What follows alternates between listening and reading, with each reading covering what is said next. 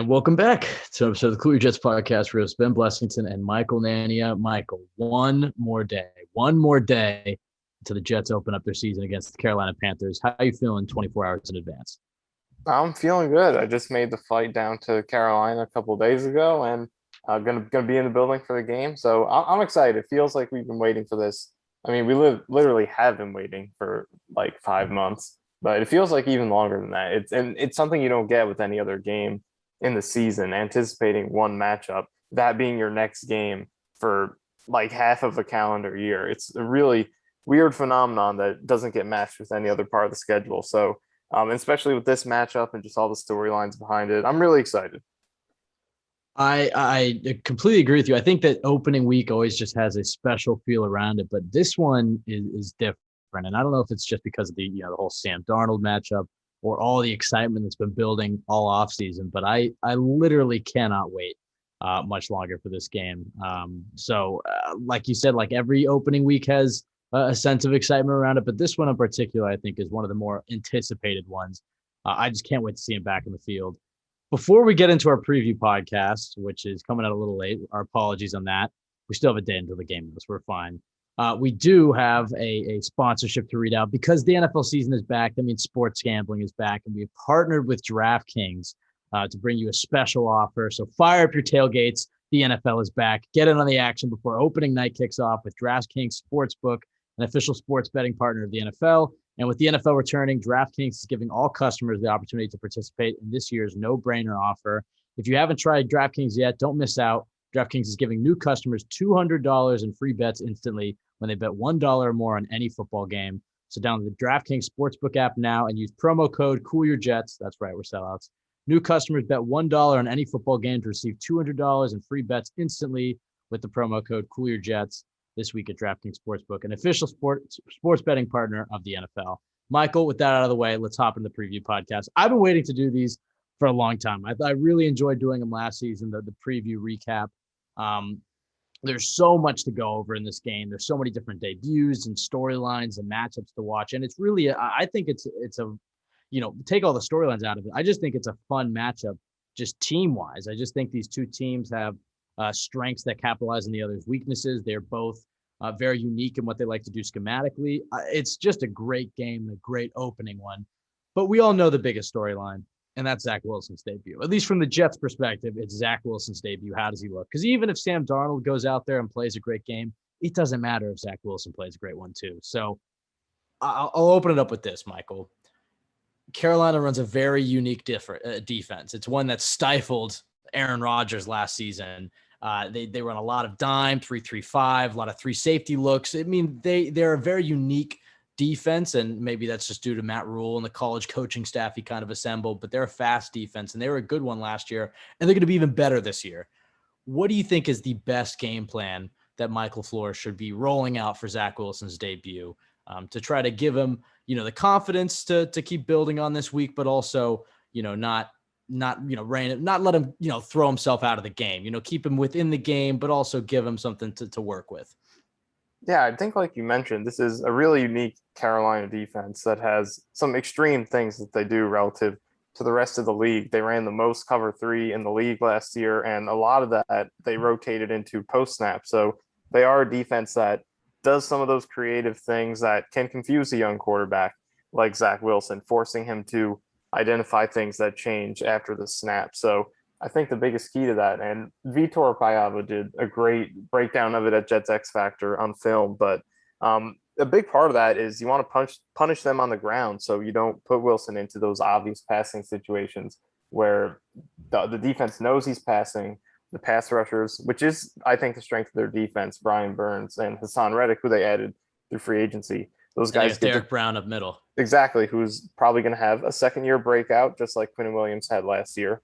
So you don't want to give those guys opportunities, pin their ears back, force Zach Wilson to have to make difficult reads post-snap. You want to get him into second and short. You want to avoid third down altogether by running the ball effectively. And I think the run defense is the weakness of their defense because, look, they do a lot of unique things, but they still weren't good last year. They were a bottom half defense in pretty much every category, and that's mostly because of their run defense, which was really bad. And they don't have a ton of great pieces against the run. Derek Brown could take a step up this year, be really good. But in the secondary, they have a lot of guys who miss a lot of tackles, struggled against the run last year, and their two edge rushers, Burns and Reddick, that could be one of the best pass rushing duos in the league on the edge, but against the run, they're below average. So, and I think the run blocking is the strength of the Jets offensive line. So the key is going to be going heavy on the earlier downs, get a tight end in there, get a fullback in there, or get an extra tight end in there, and punish them on the ground. Make those defensive backs have to play the run, make those guys on the edge run themselves out of the play, and catch them with draw plays and runs up the middle that you can expose them on and put Zach Wilson into those favorable third down situations, or like I said, avoid those third downs altogether. So this is his debut, and it's a tough defense to debut against because they have good edge rushers. They do a lot of rotating post snap, and they get a lot of speed on the field, playing 3-3-5 a lot with 3 D linemen, 3 linebackers, and 5 defensive backs. So it's tough defense to debut against, like I said, so you want to be able to help them out as much as you can. And I think that all starts with the run game.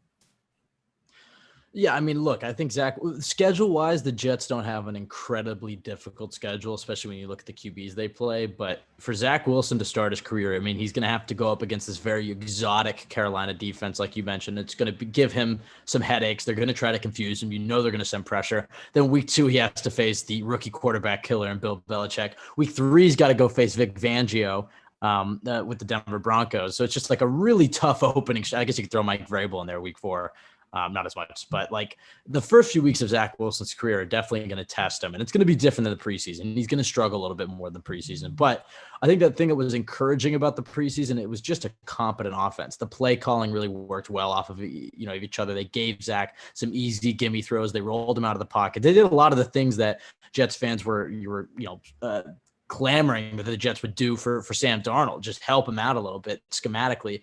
And the other thing that's going to be huge in this game that we didn't get to see at all during the preseason is Elijah Vera-Tucker and Elijah Moore. Those 2 guys are back, and I love what Elijah Moore is going to bring to this offense in terms of how he's going to open it up, the explosiveness, but I love maybe even more so what Elijah Vera-Tucker is going to bring to this offense, pairing him next to Mekhi Becton. Like you said, pound the rock all day. I'm starting Ty Johnson in my flex in fantasy. I think you're right. I think that is the Jets' path to success. Now, the thing is, if the defense can't hold up, if the Panthers do go on a bit of an offensive explosion, are the Jets going to be able to run the ball as much as they want? I mean, I think that's a big key for them, is to stay within the game so they don't have to open up the playbook and get predictable. Because you're right, if they can run the football, control the clock, I don't think Zach Wilson had a single 3 and out the entire preseason. It's preseason, but if he can move the football just like he was in the preseason, and building the passing game off the run and play action, I think the Jets are going to be in good shape. Before we do switch to the defense, and we got to talk about a former ex-quarterback in a minute, it was announced on Friday that no Jamison Crowder in this game. Hopefully he's back week 2. It's just the COVID protocol, so we'll see about that. Potentially no Keelan Cole with a knee injury. He'll be a game-time decision. So, Michael, my question to you is this. When we're talking about the game plan for Zach Wilson and what the Jets want to do, let's say Keelan Cole's out. We know Jamison Crowder's out.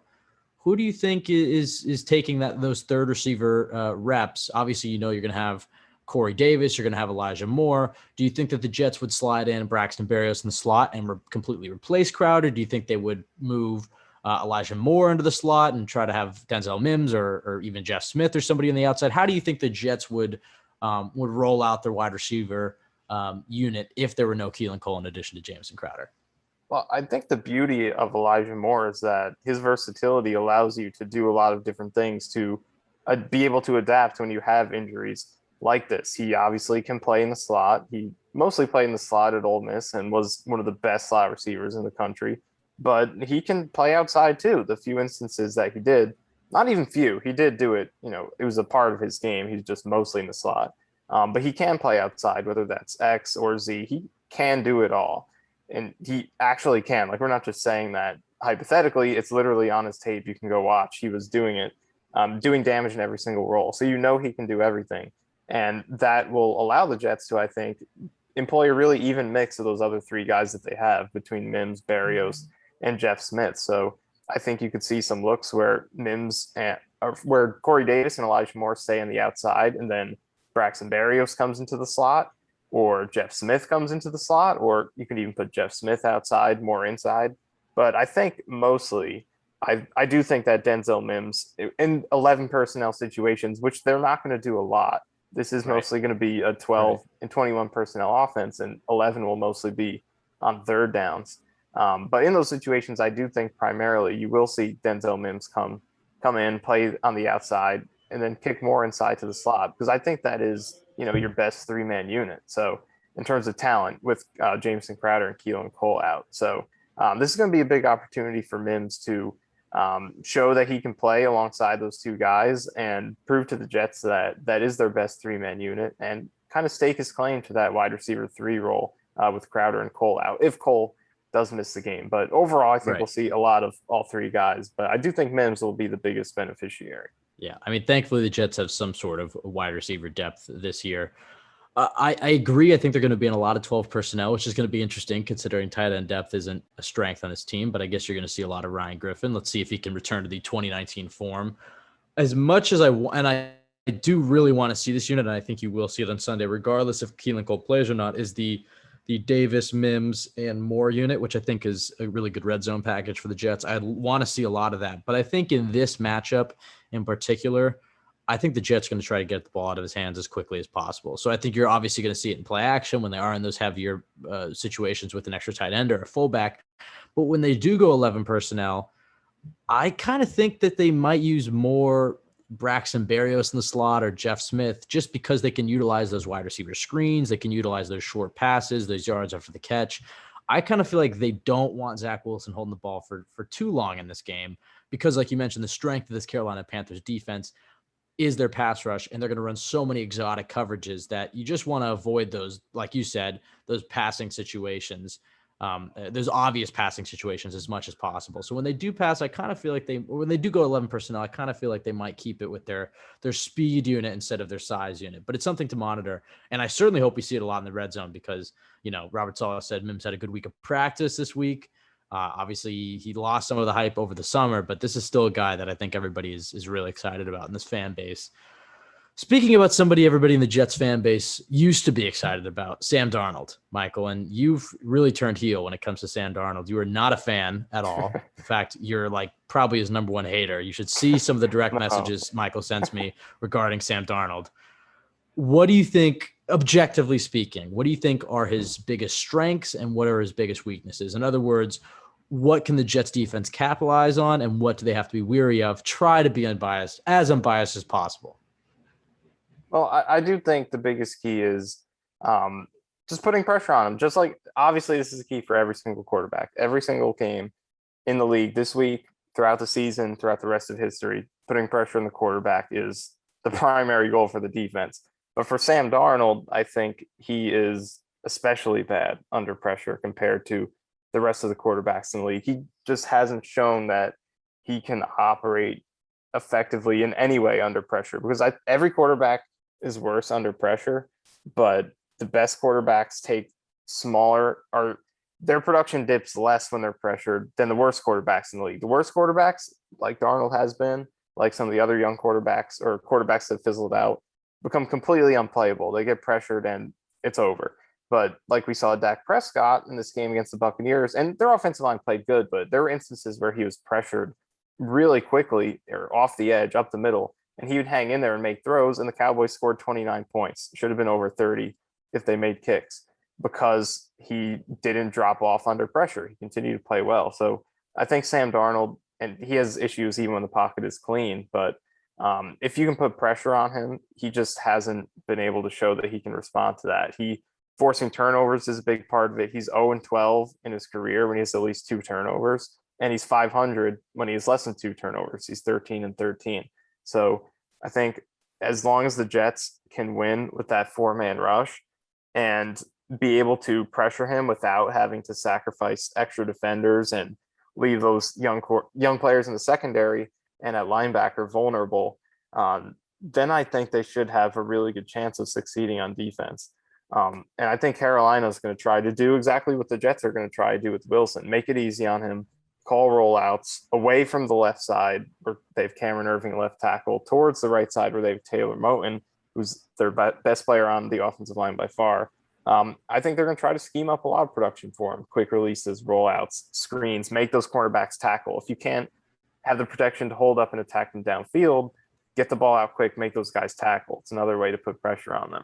So I think that the Panthers are going to be doing a lot of the things that the Jets are going to be doing with Wilson to try to make things easier on Darnold, take pressure off the offensive line. From a Jets perspective, it just comes down to those guys up front being able to win their battles one-on-one without help. So the Jets can account for their weaknesses in the secondary by having more defenders and not having to blitz to create pressure on Darnold. Yeah, the fascinating part about this game, because you talk about with Wilson how the Panthers are going to try to confuse him with those post-snap rotations and just confusing exotic looks.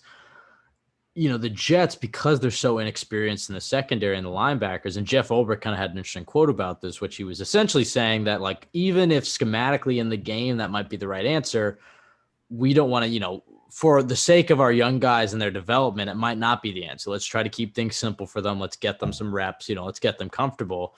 So I do really wonder how vanilla they're going to keep it. It is week 1. They're starting so many rookies.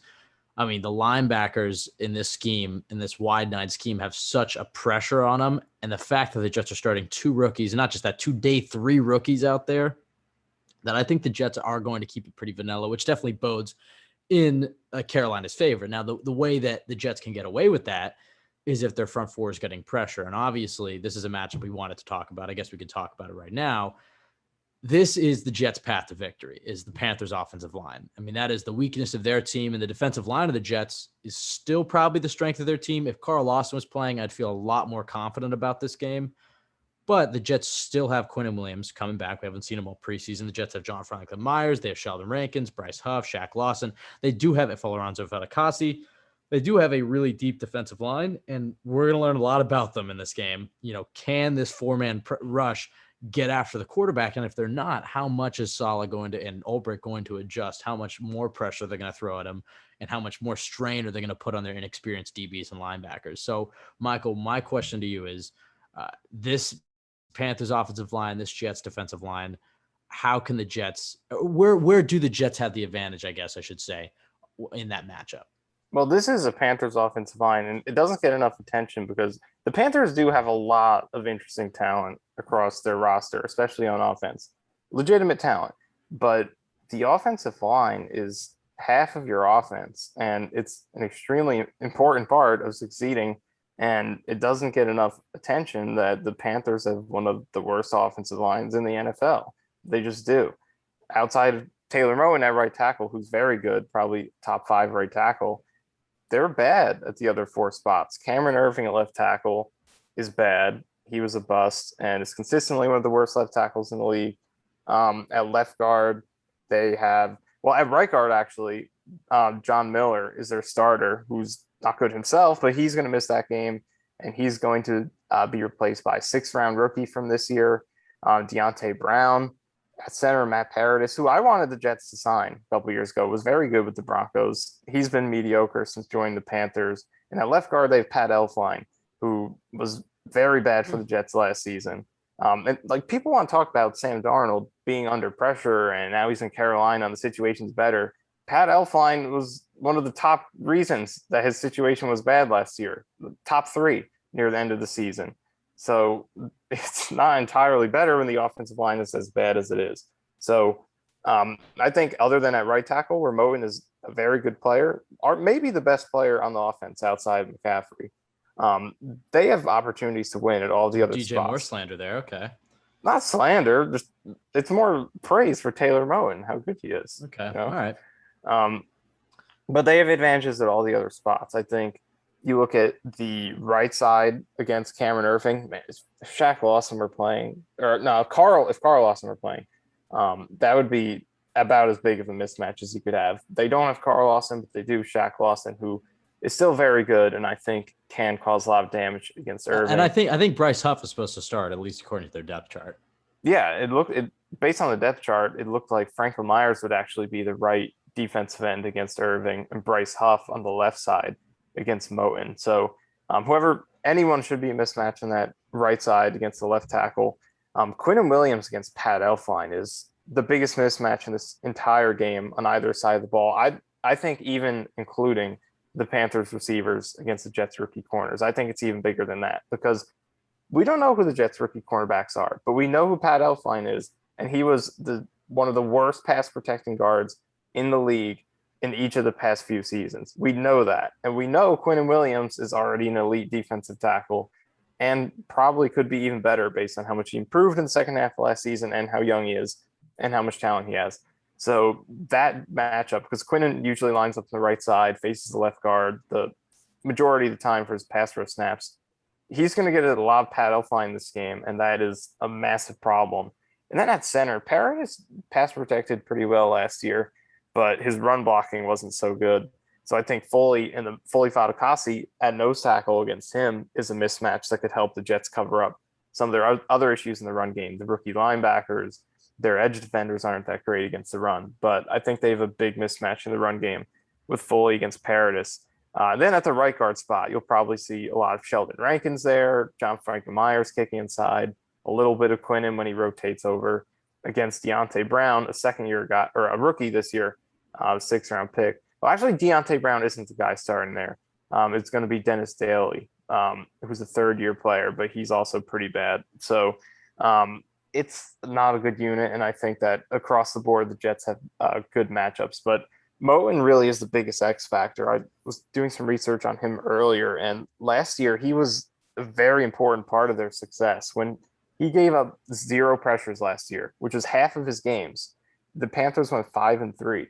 When he gave up at least 1 pressure, the Panthers were 0-8. So when their only good offensive lineman is getting beat, then they have nothing and it all crumbles. But when he's playing well, they do have enough talent, or at least they showed last year, even without McCaffrey, that they can overcome it. So I think the Jets have mismatches across the board, but if they can, whoever lines up against Moton can have success and make it 5 liabilities across the board, which is a hard thing to do because he's a great player, then the Jets will be in really good shape. Yeah, I mean, look, you can say it for any game pretty much ever, but it's more true in this game for sure, is that it's going to be one in the trenches. It's going to be who can protect their quarterback more. And I feel maybe more confident about the Jets offensive line against the Panthers defensive line than I would about the Panthers offensive line against the Jets defensive line.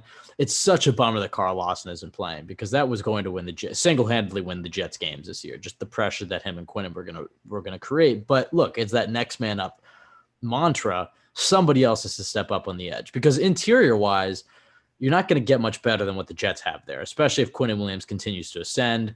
I love what I saw from Sheldon Rankins in the preseason. Obviously, if JFM kicks inside on pass rushing downs, you have Foley Fatukasi.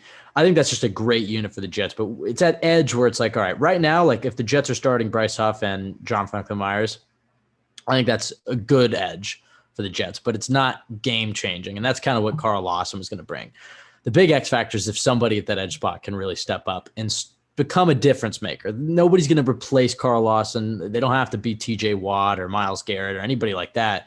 But if they can have somebody on the edge who can reliably, like the Calvin Pace of those 2010, 2009 Jets teams, who can just kind of reliably get after the quarterback, create some sort of pressures. They don't have to be a world beater, but I think that's John Franklin Myers. I think that is, I mean, obviously he's so dominant in the interior. The question is does that translate outside where he's going to be a little slower, but he's going to have the size advantage. I still kind of think, I mean, I guess in the depth chart they switched it, but I kind of think he will line up with Moton. At least that's what we saw in the preseason. And then that gave, that Leo spot to Bryce Huff or Shaq Lawson. But maybe if they're anticipating Lawson, maybe they switch him and move Franklin Myers over into that Leo spot. I'm curious to see what the Jets do with their deployment. Yeah, I think it'll be really rotation heavy. I don't think because I think when Carl Lawson was going to play, he was just going to be right side pretty much all the time. And then they would be rotating on the other side. But now I think both sides, there's going to be a lot of movement.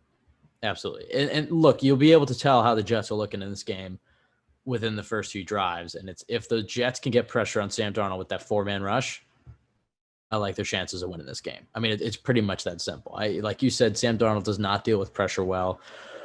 And if they can get in his face with just the 4, they can drop, the other 7 into coverage. And I like the Jets' chances a lot more. But as we mentioned a little bit earlier, because they're so inexperienced, they're going to probably keep it pretty vanilla. And because of all the weapons Sam Darnold has, and look, He is going into his fourth season. So while Sam Darnold certainly struggled to read the field, that was arguably his biggest issue. He is a veteran. I know we already had this debate 1,000 times, but he is a veteran in this league. If you're going to keep it vanilla, and he has the talent around him with McCaffrey in that receiving unit, if his offensive line can hold up, I think this is going to be a long day for the Jets defense. Let's talk about that matchup, because I think it's the biggest mismatch on the entire. I mean, there's two that really favor the Panthers outside of the offensive line. We'll start with the biggest one in the game. I think on either side, the biggest mismatch, at least right now, and we'll see how they play, Panthers receivers versus Jets corners. And, look, anything can happen. I think with the reps that you're going to see, we saw a lot of promise out of the slot corners this preseason. I actually feel pretty confident about that spot moving forward. I do still like Bryce Hall, but he's, he's a 5th-round draft pick from a year ago who didn't even play a full season last year. And then opposite him, there's going to be some day 3 rookie. So it's like, this is going to be rough. And like, the scheme doesn't necessarily need elite corners, but like, let's not downplay it. The Jets corners are bad, and it's going to be an Achilles heel for this defense all year long. The hope is if the pressure can get after it, and you're not going to put as much pressure, no pun intended, on the defensive backs. Look, and they have a veteran safety unit between Marcus May and Marcus Joyner, and the scheme is going to help them out. Maybe it won't be as noticeable. And look, maybe the guys will develop throughout the year with the reps. But week 1, I don't love this matchup. I guess, Michael, take us through the corner on receiver matchups for the Jets versus the Panthers. Well, I think on the positive side, there is one matchup that I think that you don't necessarily feel good about, but I think maybe they could be even. Okay. I think in the slot where you'll have Terrace Marshall, who's a rookie himself, had a great preseason. I believe he was 3rd in the league in receiving in the preseason. Talented guy and probably has a bright future, but he's a rookie himself too. And the Jets will have a young player in there as well, whether it's Javelin Guidry or Michael Carter II.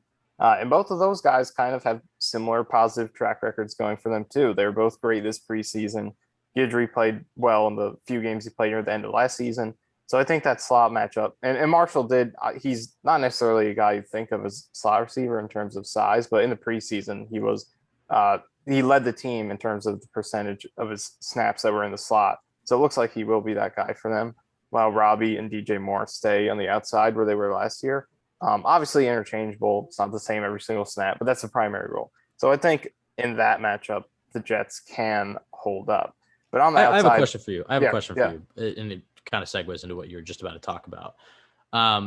DJ pointed out on Twitter that potentially he thought that maybe the Jets could slide Guidry outside and play Michael Carter II, because Saul has said he thinks they're both starters in this league. They both had great training camps and preseasons. Guidry's a little on the small side, but look, there are small 5'10" corners in this league, and he's blazing fast. Do you think that there's a possibility that Guidry and Carter II would both be starting corners week 1? Well, Jeff Ulbrich did say, it was an interesting quote. I don't know if he's just bluffing, doesn't want to reveal anything, or if they really will do this, but he said that he expects, he said he expects every young cornerback to play. He said they're going to do a committee, and that they're not just going to be playing starting corners. Which is weird, because Salah said the exact opposite like 2 weeks ago. Yeah, so maybe that's something to read into, maybe not. But that is an interesting way to look at it, because, pure talent-wise, I think everyone can agree that their best 3 corners, as of right now, just based on what we've seen, would be Hall, followed by Guidry and Michael Carter II. Very early. All we've seen are a few preseason games. This could all change in a few days after we see one real game. But as of right now, I think those are the guys, the 3 best track records. So that is one way to go about it. But I feel like Carter II might have a better chance of doing that, because he did play a lot on the outside in college last year. Guidry, I feel like his skill set is kind of like he reminds me a lot of what Brian Poole did with the Jets. Poole, it was never really pure man-to-man coverage skills with him. He was just great in zone coverage. You'd click and close, make every tackle, never botch his responsibility. He made an impact that way. And I feel like Guidry is similar, where it's just click and close ability, knows his role. I don't know if he has the pure coverage skills to play in the outside, whereas I think Carter II does have that, and he also has slightly better size. They both have great speed. So I would think Carter II might be better for that, but I think it is a possibility. We'll see what they do. It would be interesting, though, to throw him out there with no out. I mean, I don't think either of them got outside reps in practice. I mean, unless they're getting them this past week. I mean, obviously, if that was their plan, that would be doing that. But all throughout training camp and preseason games, they didn't get many reps outside. So that kind of leads me to believe. I think it's going to be Eccles, but I Yeah, I think it's agree. certainly something to monitor throughout the season. And like maybe you'll even see week one, regardless of their initial plan. Because I agree. I think that their three best corners right now are Guidry, Hall, and Carter the second.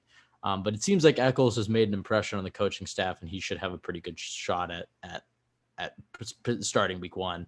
And then we'll Yeah. see where Pinnock and Dunn fit in. But obviously, you were getting to the two outside receivers, which include a former Jet as well, who you didn't sound too high on when we were talking about him earlier this week. You kind of think that he might be slightly overrated.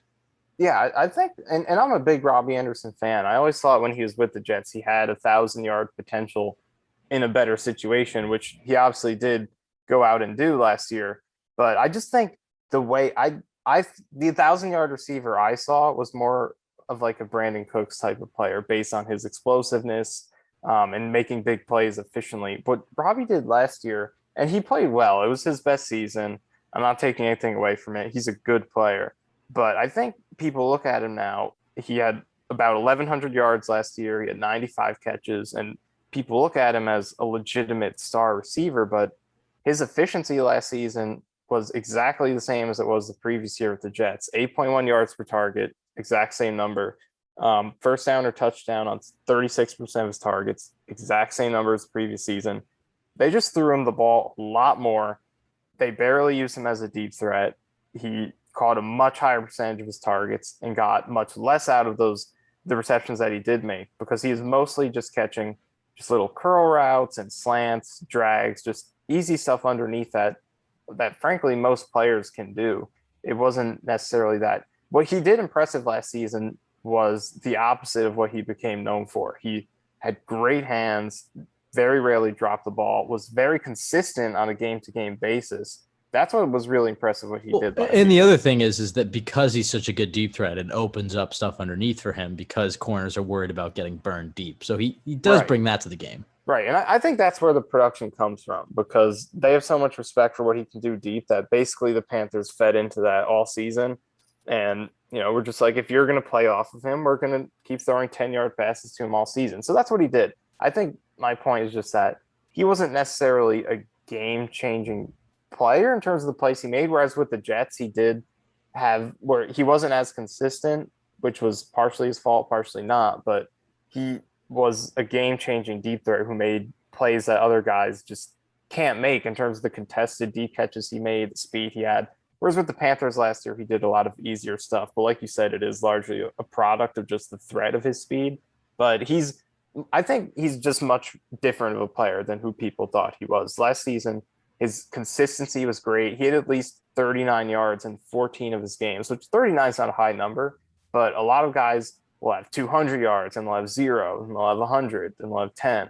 But he was just game by game being relied upon to produce at a good level. So I just think he's a different player than what he was. He's not a guy who, at least in terms of last season, was the Robbie Anderson of old in terms of taking the top off the defense. He was much more of a consistent death by 1,000 paper cuts type of guy, whereas DJ Moore was more so of the big play guy. He's the one who averaged 18 yards a reception and made a lot of their big plays. I think, obviously, and I think which most people would agree with, Moore is the guy who's much more so of the big play threat between the two. But yeah, I think like we talked about earlier, I think the Panthers are going to test the Jets corners in terms of tackling.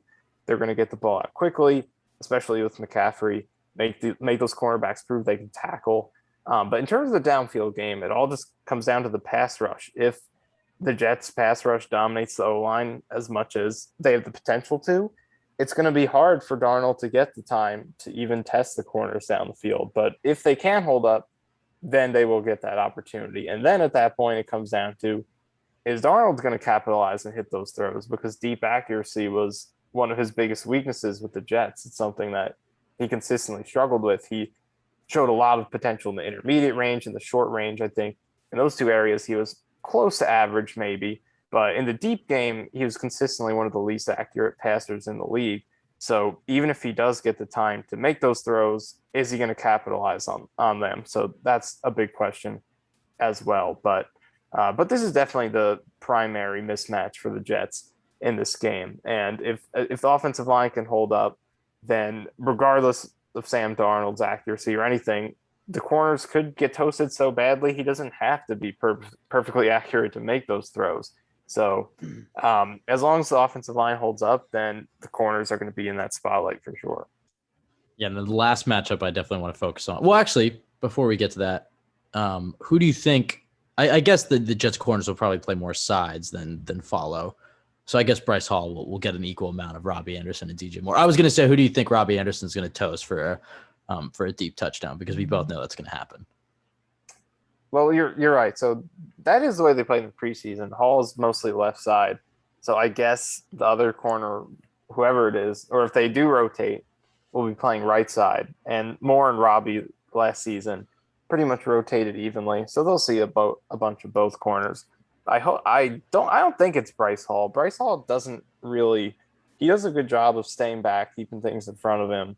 I don't think he's a guy who's going to get toasted a lot. Even if he's not great, I think he'll mostly more so allow things under than over. But I actually think this is a great candidate if he does play. Jason Pinnock, that was his game in college. He had more interceptions than any other player or corner on this roster in college. Has great length, a lot of upside, had a lot of great reps where he locked guys down, squeezed them to the sideline. But he also gave up a lot of long touchdowns, a lot, among the most in the entire country. So he's a guy who can very much So he's be not playing susceptible week one. to that type. I mean, he could. That's the type of situation. I think it's going gonna to be Eccles. It's gonna be Eccles. It'll be Eccles. They just the benefit of not saying it is that the Panthers have to prepare for multiple corners, but it's gonna be Eccles. The last matchup we should focus on, and this is another one, where I feel like the Jets have the advantage in the defensive line versus offensive line. Panthers clearly have the advantage in the receivers versus DBs. This one is also in the Panthers' favor, and I think it's probably the biggest X factor in this whole game. It's the Jets linebackers versus Christian McCaffrey, who McCaffrey is probably the best player on the field, and for either side, I would say. And he's such a difference maker, and he can do so many different things that this Jets linebacker unit is going to be tested, and it's going to have two day 3 rookies starting, and obviously, and a guy in CJ Mosley who hasn't played in 2 years. Who, look, I love CJ Mosley. I think he's in store for a nice season, but he hasn't played in 2 years. He's going to be rusty in this system. You wonder why Saul is the linebacker coach, why Ulbrich comes from the linebackers. This system puts so much stress on their linebackers. And Sherwood, it came out that Sherwood, and I mentioned this like a month and a half ago, just based off the way the depth chart was listed. Sherwood is the middle linebacker. He's the Mike linebacker, and it'll be Jared Davis when he gets back. Mosley is going to play the Sam linebacker. He's going to be playing left outside linebacker, and Hamza is the weak side linebacker. So you're putting a lot on a guy in Jamie Sherwood to really have to step up into this role. And I think that is a spot where, if I'm just being honest, I don't think the Jets are going to have a good game here when it comes to containing Christian McCaffrey. If the front four, specifically Fadakasi and Quinnen, can get in the backfield and just dominate this Panthers offensive line, that's one thing. But when McCaffrey, the receiver, comes out and Darnold, the checkdown artist, comes out, how are the Jets linebackers responding? Michael, how do you see this matchup going for the Jets with the return of Mosley and the debut of two day 3 rookies who both of us are excited about, but they're inexperienced? Well, you mentioned the way that the linebackers are going to be structured. I actually think it's the way that they have it is a good way to match up with their defensive line, because up front on the defensive line, they're strong inside. You have Foley, you have Quinnen Williams, who on rundowns will probably be your duo. But on the edges, they're not as strong. Bryce Huff has had some issues against the run. Franklin Myers is average at best against the run. They do have some problems against the run on the edge. Shaq Lawson's a good run defender if he does, however long he plays. But those two other guys struggle a little bit. And then you also have, if Franklin Myers plays inside, he's undersized. Rankins isn't a great run defender. So I think Mosley on the edge can kind of compensate. Well, he's not necessarily playing on the edge, but he's going to be further outside, and he can compensate a little bit for those guys on the edge. Whereas having Sherwood behind Foley and Quinnen Williams can help him a little bit with reading blocks and having more favorable situations to shoot inside and make plays. But yeah, you're right. In addition to the receivers against the corners, McCaffrey against these young linebackers is a big mismatch. And it's not even something that's schematically complex. It's just when McCaffrey meets these linebackers, are they going to be able to tackle him? They're Right. very small linebackers. They struggled, or Sherwood struggled with missed tackles in the regular season or in the Preseason. preseason. Yep. So it's just, are they going to be able to tackle him? And Which is that's a bit, weird because Sherwood was such a good tackle. I mean, obviously he was a yeah. safety, but that was like his best trait was his tackling in college. But you're right, he missed, especially in that Eagles game, he missed a few pretty bad ones. Yeah, and a big part of which maybe could help him in terms of tackling this aspect is, and Joe Blewett has talked about this a lot in his film breakdowns. Sherwood, he takes pretty good angles. He's a smart player, and you saw it on the Boston Scott touchdown in the last preseason game. He took a good angle and he got there. It's just the speed; he's not getting there fast enough. He lacks that athleticism, and even as a linebacker, converted safety, he's still very unathletic for the position. So that's something that's going to be hard to overcome. But having those smarts is why I think they trust him to be that starting middle linebacker. And I think shooting in the middle behind Quinn and behind Foley, especially, he could be able to survive there, although his weight then is an issue at that point. But I think on the edges, when he has to pursue towards the sideline, like you saw on that Boston Scott touchdown down the right sideline, is where he could be exposed for his lack of speed. So I do think the Panthers are really going to try to run to the outside, put pressure on. It's another way you could pressure the young corners, make them have to come up, think about the run, make tackles, and pressure these young linebackers, especially Sherwood and his lack of speed. But it's going to be a big part. Just can you finish tackles on McCaffrey, not give him extra? Because you want to get Darnold into those third and long situations, so you have to stop the run to do that. And McCaffrey, in 2019, when McCaffrey was breaking tackles, when he had games where he broke at least 4 tackles in the run game, he averaged over 6 yards per carry. And if he's going to do that against the Jets, they're not going to be able to put Darnold in third and long. They're not going to be able to pin their ears back and get after him with the 4-man rush. And he's going to have, I won't say a field day. He could have a field day against this young secondary. But if you make those tackles, you don't give McCaffrey anything extra. Back in 2019, when he had less than 4 broken tackles in the run game, he averaged a little bit over 3 yards per carry. And so if you're going to hold McCaffrey to that number, then you could quiet the run game, make Darnold beat you, put him into those predictable third and long situations, which is where he really struggled. Last season, Darnold, on third down with 6 or more yards to go, had the second, he threw for a first down or a touchdown in only 21% of those 3rd and 6+ situations. That was better than only Alex Smith among all qualified quarterbacks in the league. So you get him you stop the run, make the tackles against McCaffrey, put Darnold into those situations, and I think you can succeed. And it all starts with nothing complex, nothing complicated, just Jamie Sherwood against Christian McCaffrey, CJ Mosley against Christian McCaffrey.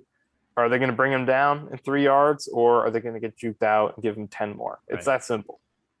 I'm curious, why long term, why do you think that the Jets are putting CJ Mosley outside and not at Mike? Even though he's calling the plays, he'll be wearing the green dot. Do you think it's a long-term thing where they think that is the spot he has the best chance to succeed at past this year? Because it just seems like, it was a foregone conclusion in our heads that he was going to be the Mike linebacker in this defense, especially with the drop weight. But do you think that they just feel like long-term he's a better fit on the strong side? I mean, I think it'll be interchangeable more so than just, he'll always be over there. Sherwood will always be at the Mike spot. Right, but Davis went down, so it's like he wasn't even, I don't know. It feels like I think you and I probably both assumed that Mosley would be the Mike linebacker, and then especially if Davis were to go down, he'd be the Mike linebacker. But obviously, like you said, they're going to rotate, but they play their base personnel a lot, and that'll have Jamie and Sherwood at Mike. Yeah, and I think maybe it could be coverage in terms of, putting him on the tight end side so he can be more responsible for those tight end responsibilities than to take some pressure off of the young guys, off of Jared Davis, who's not great in coverage. It could be that as well. And also he is, even slimmed down, still bigger than Jamie Sherwood and Nazardine. Although, like you said, Jared Davis is a lot bigger than him. So it would make more sense, you would think, to play Davis over there and Mosley at Mike, which it doesn't seem like they're doing. But I think that could be part of it. But it'll be interesting to see exactly how this looks, because, and this goes for the whole depth chart, because you look at the depth chart and you put guys in these certain positions where it's like, okay, Corey Davis X, Elijah Moore Z, Mosley Sam, Sherwood Mike. But football is, especially in the modern game and just more so every year, is so rotational. There's so much movement and just changing things around within the game. It's never that simple. Everyone plays a lot of different roles. So it will be interesting to see exactly what this looks like at linebacker. What kind of responsibilities will Mosley have? What kind of responsibilities will Sherwood have? Nasruddin. I'm very intrigued to see how that kind of gets divvied up. And I think this is a good segue into our next segment. Only a few more things we want to talk about here, but I want a prediction from you. Somebody who will have a bad game and somebody who will have maybe I don't want to say surprising, just a good game. Somebody who will have a bad game, somebody who will have a good game that you're very confident that you would put money on. Because the answer for my bad game would be Jamie and Sherwood, but I'm curious to see your takes first. So are we only going with surprisingly good and bad games? No, you know what? Just good. Just good. Okay. Well, yeah, okay. Just say good. I mean, to an extent. I want somebody kind of creative here, but honestly, I think anybody would count here. I mean, even Quinn Williams. So go ahead. All right. So the criteria is that you would put $100 on this right now. Okay, I actually do have a good one. I'm going to go with Corey Davis, which isn't, again, an amazing one, but I feel like not enough people are talking about the fact that he has a good matchup in this game against J.C. Horn. And granted, not everybody researches Corey Davis's stats against cornerbacks based on their height last season, but I did. And against cornerbacks who were over 6 feet last season, he averaged almost 12 yards per target, which is absolutely insane and better than the best. The leader in that category last season, it's a league leading caliber number. He was very, very good. Again, he was dominant against tall, big cornerbacks last season, which which isn't what you would think just based on the narrative that comes to your head first. You would think he's a big guy, he beats up on small corners, but it was actually the opposite. The bigger guys who were slower, he has the size to match up with them, and he has enough athleticism to expose their lack of athleticism, and he destroyed those guys. Whereas smaller corners, he wasn't as successful against. And Horn is a very big corner who should have a great career. I think he's a great prospect. If the Jets were in that range and didn't need a quarterback, he would be a great prospect for them. I think he'll have a great career. But rookie cornerbacks struggle probably more than any other position besides quarterback. Doesn't bode well for the 2022 Jets. Which doesn't bode well for the Jets at all, obviously, on their side. But it applies or right now. Yeah, I was more so thinking long term, considering you'd imagine the Jets should be drafting a corner next year. Yeah, but so it doesn't apply. This applies to the Jets too. So which I'm gonna go back to with my bad prediction. But it applies to even the top prospects in the league. You look at Jeff Okudah last year, C.J. Henderson. There's so many guys, even highly drafted ones, that weren't good. And I think that J.C. Horn will struggle in this game, being his first start against Corey Davis, who beats up big corners. Yeah, I think Davis will have a huge game. As far as rookie corners go, Bryce Hall actually had a pretty solid season. Yeah, like Bryce Hall wasn't amazing last season. He was probably an average starter, maybe a little bit below, and he was top 3 rookie corner, maybe top 5, much better than a lot of the guys in the first round. So that just shows you how low the bar is for rookie corners. They usually struggle, even the ones who turn out to be really good. So I think that that's a mismatch in the Jets' favor. Yeah, I'm going to go. I mean, Quinn Williams is the obvious one. The Quinn Williams Pat Elflein matchup should bode well for the Jets' favor. And, when they double team, then you have Sheldon Rankins coming through, or maybe it frees up an edge. But I'm going to go with somebody a little bit less obvious. I mentioned earlier, Ty Johnson. Starting him in fantasy. I'm a big fan of this. I think that he's going to have a big game. The return of Vera Tucker, obviously Mekhi Becton. I just think the strength or the weakness of this Panthers defense, especially when they go to those, dime looks, those 3-3-5 looks, is running the football. Just take what they're giving you and just pound the rock. And I think Ty Johnson was the most effective runner, even though Tevin Coleman's still listed as running back number 1. I think Ty Johnson's going to lead this team in carries week 1. And I think he's going to do a good job. I think he's going to score a touchdown or 2, and he's going to get close to 100 yards. I think Ty Johnson's in for a big day. And maybe he'll steal some of the shine away from Zach Wilson. But if the Jets can run the ball effectively, like I think they will be able to in this game, Zach Wilson's going to have a nice game because they can build the play action off of it. It's going to force the Panthers to come down in the box, get a little less exotic with their packages. I think Ty Johnson's in store for a big game, especially it's going to be the first time we get to see Mekhi Becton and Elijah Vera-Tucker next to each other, which hopefully can form one of the best left sides across the NFL. But I'm so excited to watch those two play against each other and open up holes. Those two play next to each other and open up holes for Ty Johnson. I said the guy who I think is going to have a bad game, that's Jamien Sherwood. No disrespect. I hope he has a good game. I just think that it's just a tough draw for him week one to be the Mike linebacker. He didn't enter the season as the Mike linebacker. He came at 2.5 weeks ago, and he's going to face one of the hardest running backs to cover in open field. And like you said, tackle in open field. It's just a tough draw for him. Although I guess in passing situations, maybe Hamza would cover Christian McCaffrey. I guess it just depends on the personnel package, but I think Jamien Sherwood's in for a tough day. And it's just there's just such an emphasis on being able to diagnose play action. One of the things I do think that the Jets will benefit from, these linebackers will benefit from, and it's something we've talked about in this podcast a lot, is because this defense and these linebackers, there's so much emphasis on them, and they have to be able to read play action and diagnose plays really quickly. What's going to help him is Sam Darnold's so lazy with his play action attempts. And I watched in preseason, they did not fix that. I mean, he just bails. It doesn't even look like a play action attempt. And Zach Wilson, it's not like everything Zach Wilson touches turns to gold, which is how we're making it sound. But Sam Darnold, they're sharper. a lot sharper, a lot more convincing. Sam Darnold hasn't faked anybody with the play action fake. I think the best play action fake I've still seen to this day is, I mean, there's probably been other better ones, but my favorite one at least was week 1, 2008. I don't think you were really watching yet. Week 1, 2008, Brett Favre against the Dolphins when he hit Jericho Cotchery deep for a touchdown. I think that was his first touchdown. Go look that up. That play action is elite. That 8-year-old me was fooled. I think that was his first touchdown as a Jet. That's one of my favorite play actions of all time. That is a good play action. So there's some good. Baker Mayfield's good at play action. Sam Darnold is terrible at it. So because of that, he'll help the Jets linebackers out a little bit. And those are kind of the little things.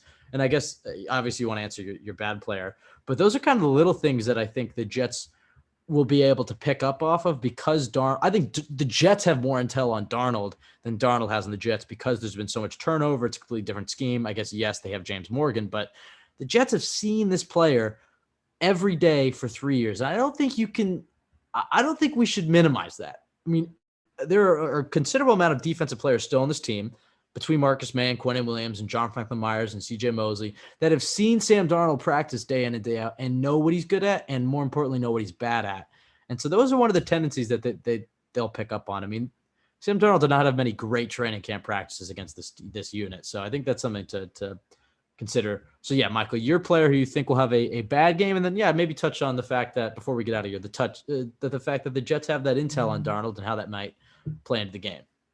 Yeah, I agree with you, and I feel like that's something that's a great point, but people aren't talking about it enough. I feel like there's a lot more people leaning into, this is the Darnold revenge game, he's going to go off, than they are going with the logical thing, which is, that also means he's going against a lot of players who've seen this guy play a lot of football up close.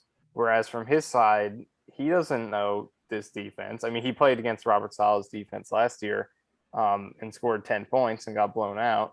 But the Jets know a lot about him. Well, it's like, he's not picking up Quinnen Williams' tendencies as much as, you know what I mean? Exactly. So I think the DBs are all different. Yeah. So I think there's a lot to be said about that. And it's still minor either way. It's not a huge impact. I think I think it's I'm on the fence about who's going to win this game, and it is kind of swaying me in the Jets' favor that because nobody's talking about it. It is big. I'm just saying, it's not necessarily an enormous thing, but big. Okay, just varying degrees of bigness, I guess. But I guess with my pick for who's going to struggle in this game, and we're just talking about this game. I love this player. I think he's going to have a good season and a good career. But I think this is his first game. He didn't play at all in the preseason, and he has a good, talented player in front of him. I'm going to go with Elijah Vera-Tucker. I think against Derek Brown, who had a very Quinnen Williams-like rookie season, where he wasn't necessarily amazing right off the bat, but he improved throughout the year, showed flashes of his talent as a top pick. I think he's going to break out this year, and in his first game against a guy, Vera-Tucker, who hasn't gotten a chance to play any real live reps yet, I think he could make some plays. I'm in the passing game. I think Brown will get him a couple times for some big pressures. In the run game, though, I do think Vera Tucker will play well next to Becton. In fairness, Quinnen didn't really break out until week 2, so maybe he can hold his breakout in one more week. Yeah, that would be good. But I just wanted to go with a different one. Instead of like, oh, the young corners, the young linebackers. Right. Okay. I think it's fair. I think that's one that could happen. But I do think he will be successful in the run game, and I think the Jets are. I like your Ty Johnson pick for the good player a lot because his success last year with the Jets was mostly on outside runs, and the Jets are going to be outside heavy this year in the run game. And this is Panthers defense that struggled a lot against the run last season and still have issues in that phase on paper. And it mostly stems on the outside. Like I said, their edge rushers are fantastic pass rushers, but the run defense isn't amazing. And their guys in the secondary were the primary reason for their struggles against the run last year. And a lot of those guys are back. Their safeties, Justin Burris and Jeremy Chin, were among the lowest graded run defenders in the league last season. So I think getting Johnson to the outside, I think Becton and Vera Tucker will be doing a great job getting to the second level against those guys, pinning the edge defenders inside, creating room for Ty Johnson. I think Vera Tucker will be good in the run game. I can see Derek Brown getting him in the passing game a couple times, though. All right, Michael, the moment we've all been waiting for. I want one game prediction and one final score prediction. The game prediction could be anything. It could be stat line, player-wise. I would say uniform combo, except we already know that. It could be anything relating to the game. We've known for months what the uniform combo is. Yeah, we figured it out. Because we're uniform nerds. We're uniform buffs for sure. We know the Panthers wear all white week 1 every time. So exactly. And there was no chance the Jets were going to wear black in September. Or green on green in a season opener on the road. They're going to wear all white next week, though, against New England. That you think so? Yes, definitely. Yeah, I agree. I think that'll be it. Yeah. Okay. One game prediction, one final score prediction. Hit me, Michael. All right, I'll go with an offensive prediction. Let's do the game prediction first. All right. I'm going to go with I'm so on the fence about whether the Jets will win this game. I feel like I've been a little Jets biased with some of my analysis talking about this game, but I did write a whole article on mismatches the Panthers have over the Jets. I feel like I've been pretty balanced. I think this is an even matchup. I really do. But I think the Jets defensive line's edge over the offensive line is going to be Panthers offensive line is going to be the difference. I think the Jets will take this 26-20. That's a nice prediction. And as far I screwed you up there. I said game prediction. I meant like something else. But okay, go ahead. I like the score prediction. I'll give mine in a second. But give them both. Prediction outside of the score. Okay. No, you say your score prediction. Okay. Then we'll do our game. I'm gonna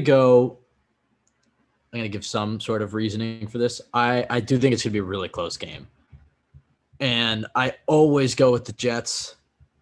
And I keep flipping back and forth.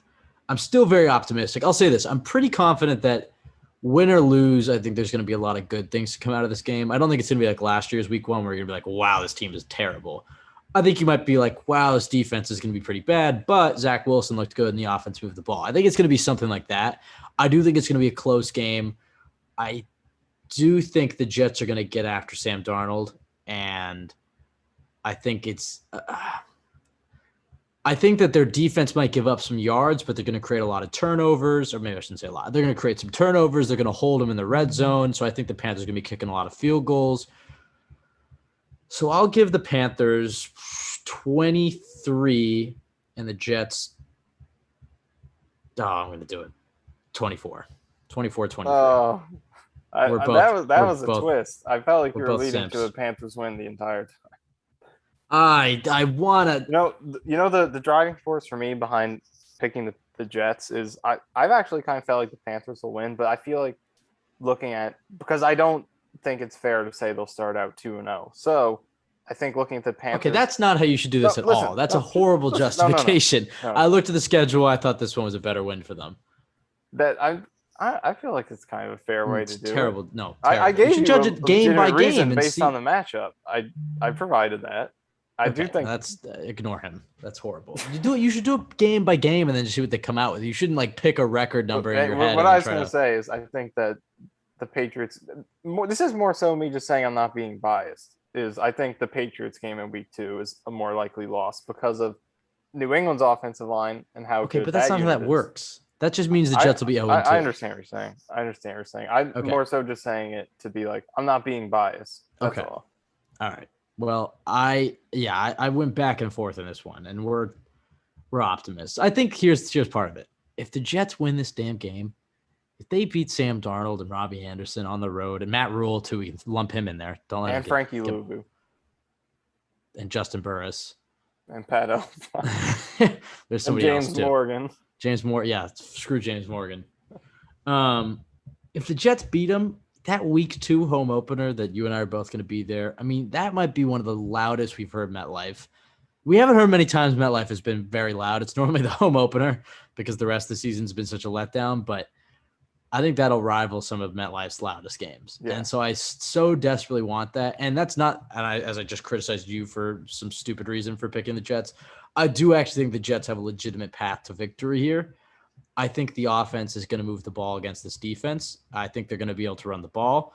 I think it's going to be, am I going maybe in the more optimistic side of things? I could certainly see the Panthers winning. I'll put it this way. I'm like 55-45 at this point, but it comes down to really what swayed me, if I'm being honest, is the Jets' intel on Sam Darnold. They know this quarterback like the back of their hand, and I don't think Sam Darnold is that good. And although he has the weapons, he doesn't have the offensive line. And I think that's going to be the difference maker. So you can have Christian McCaffrey, you can have DJ Moore and Robbie Anderson, but Sam Darnold plus a bad offensive line, no bueno. So 24-23, which might be a little high, honestly. I could maybe bump that down a little bit, but I do think it's going to be a barn burner. And I think the reasoning still stands that I think Darnold's going to have a few turnovers. I think it's going to be a field goal slugfest and, something like that for the Panthers, at least. I think the Jets are going to move the ball. As far as my game prediction, I'll go Corey Davis gets a red zone touchdown. And you know what? I'm going to give Corey Davis two. I was going to say give Corey Davis 2 touchdowns. I'm going to say Corey Davis gets a red zone touchdown and Ty Johnson gets 2 touchdowns. So if we're going to stay in line with my predictions, we'll cap it at that. So Zach Wilson throws for 1 touchdown, it being Corey Davis, the red zone. Ty Johnson carries the Jets at 2 touchdowns. Michael? Okay. So I'll go with one on defense. I'll say the Jets. I think the Jets will get 3 sacks in this game, at least 3 sacks. Who gets them? All right. I think Quinnen will get 1. I think we will see 1 from Bryce Huff. And I don't think we'll see like a defensive back kind of sack because I don't think they're going to be blitzing a lot in this game. So I think I'll get 1 from Quinnen, 1 from Huff, and 1 from Sheldon Rankins. I like it. So, are we being too optimistic? Let us know. Tweet us at CYJ You got a whole day.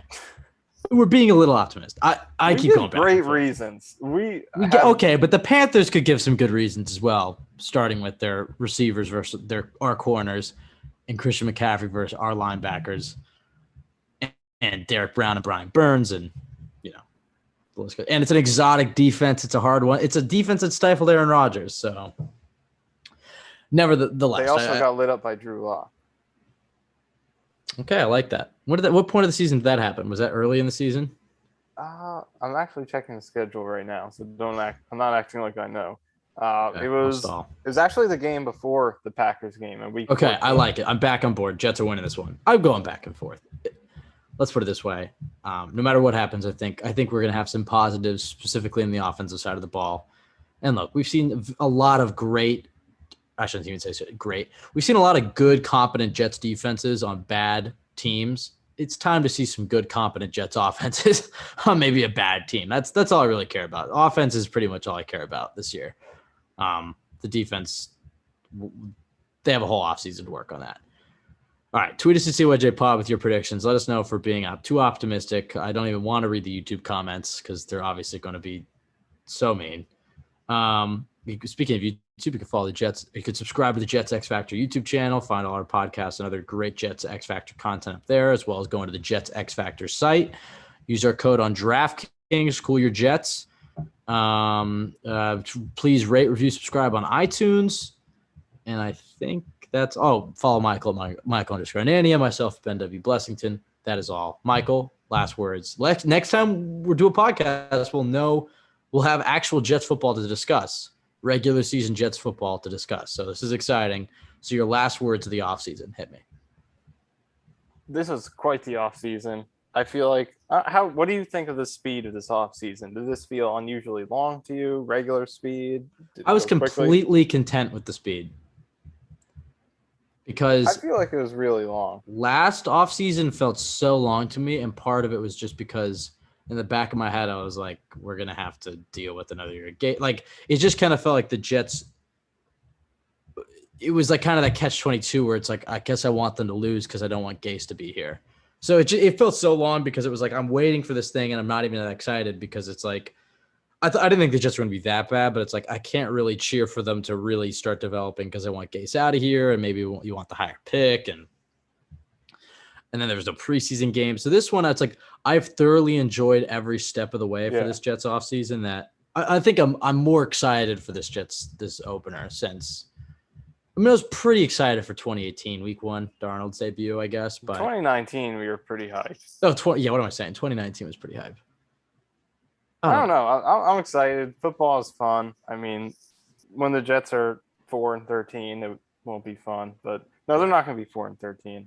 I'll give a record prediction. Can I give a record prediction? Yeah, go ahead. I feel like this is going to sound too optimistic. All right, I'll dial it down 1 win. I'll go 7-10. I feel like that's realistic. You're going to give them 8 wins? I think 6 to 8 is where they'll end up. I do. I think 7 is a safe bet. I think 6 is even safer. I think the over-under in Vegas is 6.5. And with Carl Lawson, I would have taken the over. I don't know if I would take that risk yet, but they're going to be right around. It's honestly a great placement for them. I think they'll be right around there. But the Jets have done such a good job setting themselves up for the future. So it's just time to start developing the players, the talent on the field, have some guys take some strides, look like a professional team. And then you got all next offseason to really, gussy this whole thing up. And then I think next year's a year they can really take a big leap. But this year it's all about watching the development of the players. And who knows, maybe they'll make a surprise run. You never know. All right, Michael, let's get out of here. Everybody, we will be back on Monday, right, Michael? You're not gonna bail this time? All right. I did bail for 2 days. This was on me this week. Yeah, so. It's normally on me. I'm normally the flake here, but we'll be back on Monday. You are at the game though, so maybe it'll be a late night recording. So we'll see.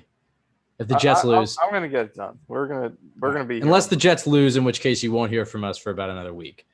That reminds me of 2019. 2019 was a brutal year for our podcast schedule. After they lost the Bills game, I retired from Twitter for like a month. I forgot about that. Yeah, you walked away.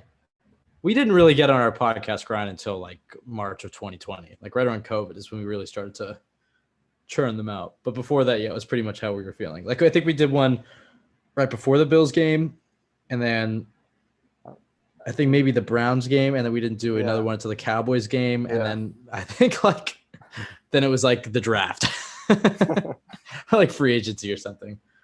All right, well, we're back, Michael. Thank you to everybody who's been listening. This has been a great offseason for us as a podcast. We've grown so much, and we've had a lot of fun doing these. Now time to talk about some actual football. Everybody have a great weekend.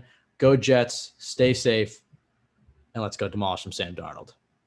This is where I would throw in the I'm seeing go soundbite, but the production quality is way too low. So go Jets.